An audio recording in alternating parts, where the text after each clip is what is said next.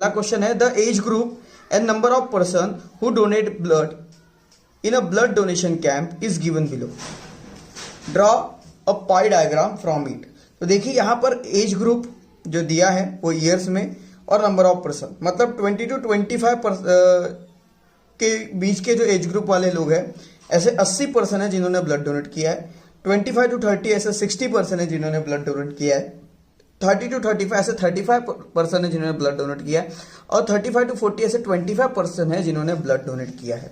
Okay तो आइए अब इसे सॉल्व करते हैं। किस तरह से इसे पाई डायग्राम में हम इसे बनाएंगे वो देखते हैं। इसके लिए स्टूडेंट्स हमें सबसे पहले बनानी होगी टेबल। तो हम पहले इसमें एक टेबल बनाएंगे।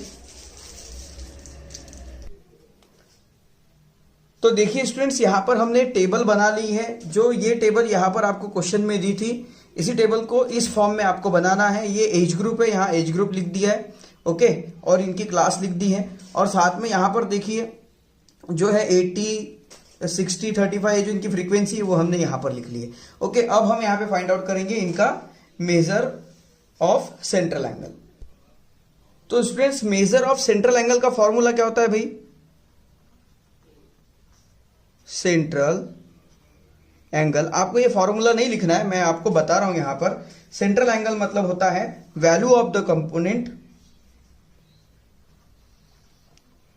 Value of component upon total value multiply by 360। तो देखिए central angle, measure of central angle तो हमने यहां लिख दिया है। तो देखिए सेंट्रल एंगल तो यहां पर अब लिखने की जरूरत नहीं है। वैल्यू ऑफ कंपोनेंट क्या है? 80।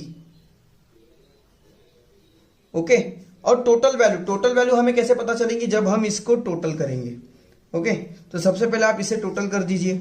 0 0 5 5 तो यहां पर आ गया भाई इसका 0। सबसे पहले हम क्या करेंगे, ऐसा एक लाइन बना लीजिए, यहां लिख दीजिए टोटल। ओके ये आ गया 0 कैरी 1। ओके 8 + 6 आ गया ये 14 15 18 और ये 20 मतलब ये आ गया भाई 200।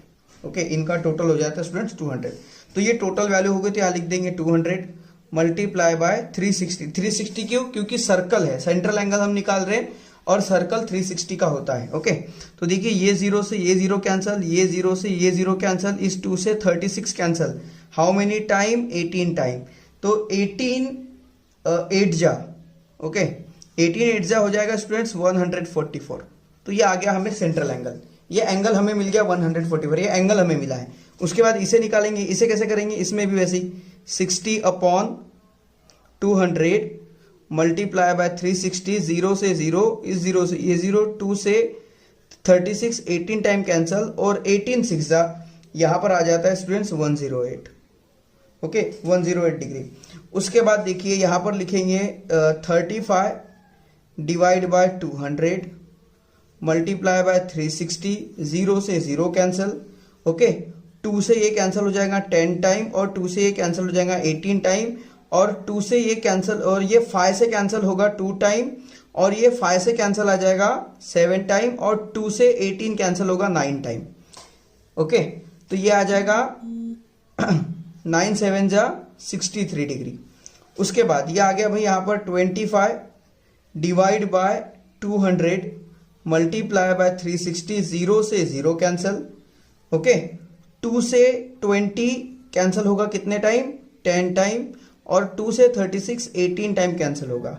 ओके 25 5 टाइम कैंसिल होगा और ये 2 टाइम कैंसिल होगा और 2 से ये 18 9 टाइम कैंसिल होगा। 9 5 जा 45 ये आ गया।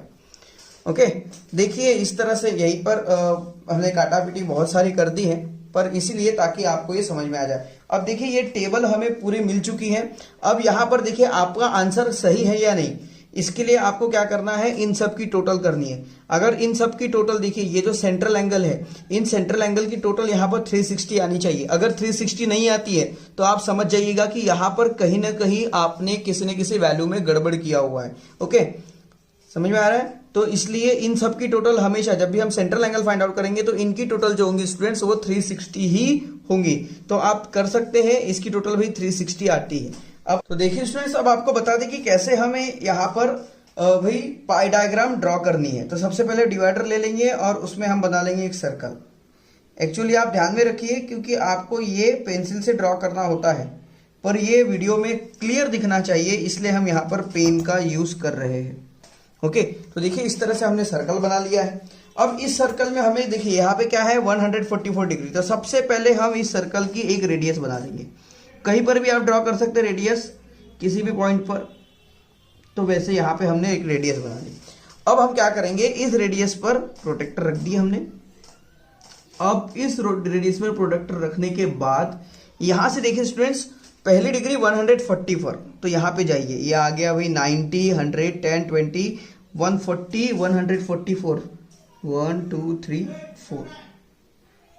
तो ये देखिए ये तो गया सर्कल के बाहर, पर हमें सर्कल के बाहर नहीं जाना है, बस हमें यहां से स्ट्रेट लाइन ले लेनी है। ओके, तो ये आ गया स्टूडेंट्स 140। यहां हम लिख देंगे 144 डिग्री और लिखेंगे एज ग्रुप कितना है 20 to 25, 20 to 25। नेक्स्ट उसके बाद क्या है, उसके बाद है 108 डिग्री। तो आप यहां पर रखिए इस तरह से और यहां से 108 निकालिए। अगर आपको उल्टा नहीं जम रहा है तो आप इसे इस बुक को ऐसे घुमा सकते हैं।